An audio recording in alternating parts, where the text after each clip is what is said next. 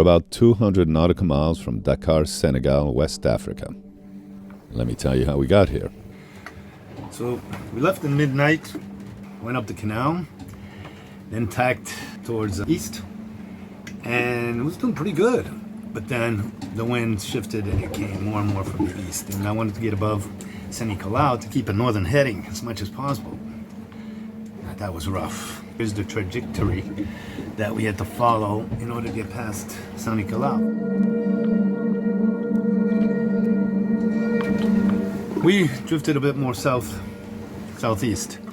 Well, that didn't help. The wind shifted a little bit, and I kept trying to hug it, close reach. It's hard. And then the other thing is, my batteries are dead during the night. I need new batteries. So good thing I'm going to Dakar because I need to get new batteries. Around midnight, they just don't hold a charge anymore. And with the autopilot, turn the fridge off, and so we've been running the motor and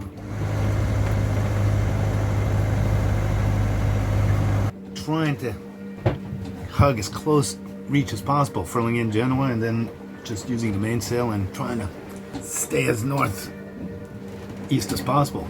And then today, which is the fourth day, the wind is nice, the sea is awesome, but the wind is directly coming from Dakar. We're going straight into, I mean, this is like, it's hard.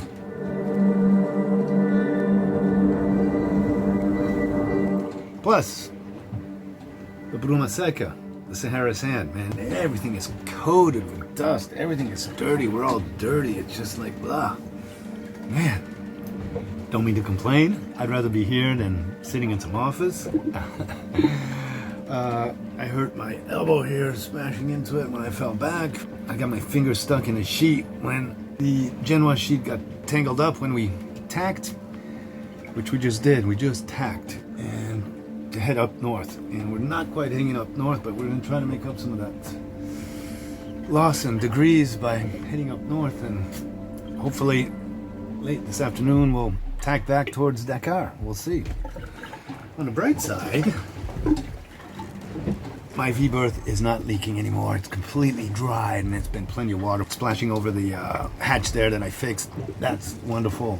The sofa bed here is completely dried, so all the holes that I fixed, fantastic. All that has been working out just great. The autopilot, what can I say? Autopilot's working fantastic. Sails are doing great, except when I took a reef, one of the bit of the sail got caught in the pulley and it tore a little bit. I'm like, wow, mother. He hurt himself on this last tack. He's having a hard time. I think he spazzed out his back. Voilà, tramadol. Voilà, tu as plus de vent. He's going to take a tramadol. I'm not going to see him for it. Oh, dude, man. I might as well be sailing up solo. Ça, c'est cortisone. All right. Well, I'm staying off drugs.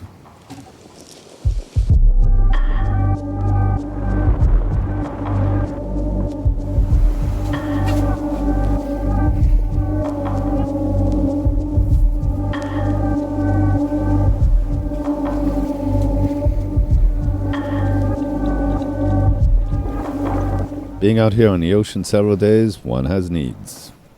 This isn't for the faint of heart, so viewers beware. This is the way I evacuated what was inside these past few days. A nice change from vomiting. Sorry you had to see this, but I felt I had to show the reality of life aboard in the middle of the ocean. Now, let's clean up a bit. I mean, really. And furthermore, let's use the wind to dry all of me and my Johnson.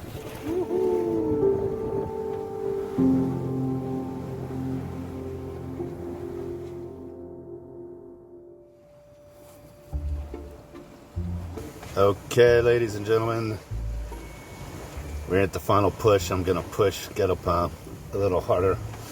The wind has dropped down to like 11, 13 knots. Can make a slightly better angle like yesterday to the wind, but this is the last push and I got about 40 miles to go. Come on, get up on, let's put on the motor and push you through, because we don't want to get stuck in a fishing nets like last time. That was hell. So Let's turn on the motor.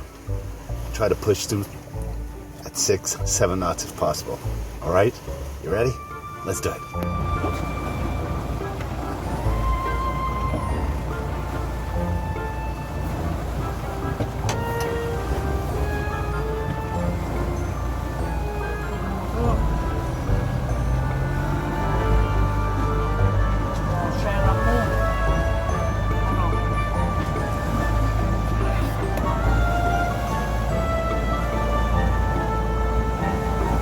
Que c'est la même chose qu'hier. Le vent il commence à changer là en notre faveur, mais il baisse. Tu regardes les moutons là. Ça se calme. Je me dis, c'est les derniers 40 000 là, presque. On pousse un peu. Ah, bref, je pousse un peu au moteur, qu'on essaie d'arriver avant les pêcheurs. Et là, on arrive, parce qu'autrement, on continue comme ça, on arrive à 3-4 heures du matin. 3-4 heures du matin. Je veux pas arriver à 3-4 heures du matin. I don't want to get there 3-4 in the morning. We're pushing it, right? Say hello to Sailor Johnny. Hello, Sailor Johnny. Oh, yeah.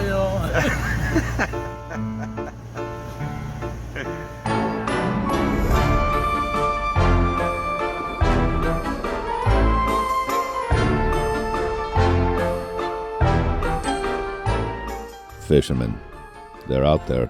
Must keep a sharp eye out for them.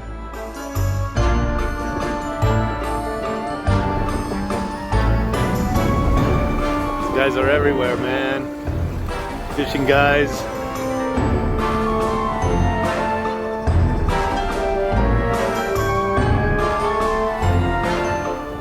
They lay their nets out like landmines for us, practically invisible until the last moment. But I got experience now from the last time. And I got me and Galopin through their surface maze.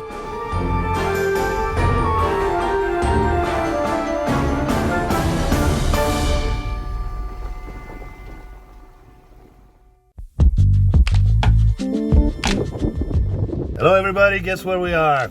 Dakar, Senegal, West Africa. Back to where my friends are, and friends of Galopin because they're gonna help fix up Galopin. Galopin needs some new batteries. It's a little electrical work. The engine needs a pump refurbishing or whatever. It was a tough cruise here, but we were beating against the wind the whole way. Galopin did great. Super dusty, and one thing we've got to do, the first thing we've got to do, this was the most stupid thing that we did when I left with Johnny. He mistook the holes. There are two holes that are close to each other on my boat. One for fuel, one for water. And he put, get this, he put his fuel stick in the wrong hole. In the water tank, I have 70 liters of diesel in one of my water tanks, and the other half is 70 liters of water. So we're gonna have to purge that while we're here, that's one thing. Hopefully we will recuperate the diesel. It happened just as we were leaving. So, oh well. It's my fault too, because I wasn't looking over Johnny and making sure he's putting his stick in the right hole. You get it?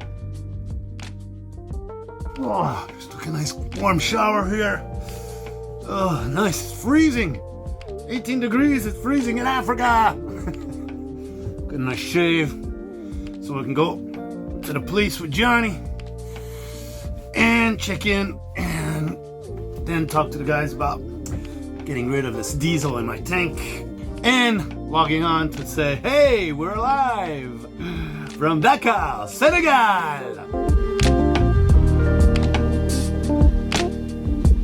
Now I'm waiting for my ride. And I'm going to take some laundry to the girls there, Chantal and Sarnay. Put foot on land after 6 days. Ça va, Sanyo? Impeccable.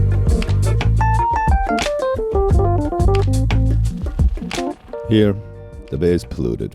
It stinks. It's dusty. And birds shit giant turds on your boat. But I love it. It's beautiful.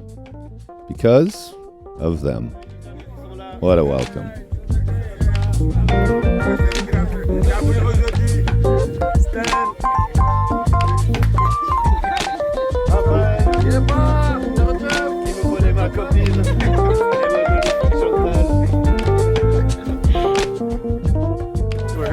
some blue batteries, and the government is there's some manifestations against the government here because of the elections, and apparently they've thrown some gas bombs and stuff, and we can smell them. It's starting to burn our eyes a little bit and stuff. And not far from here.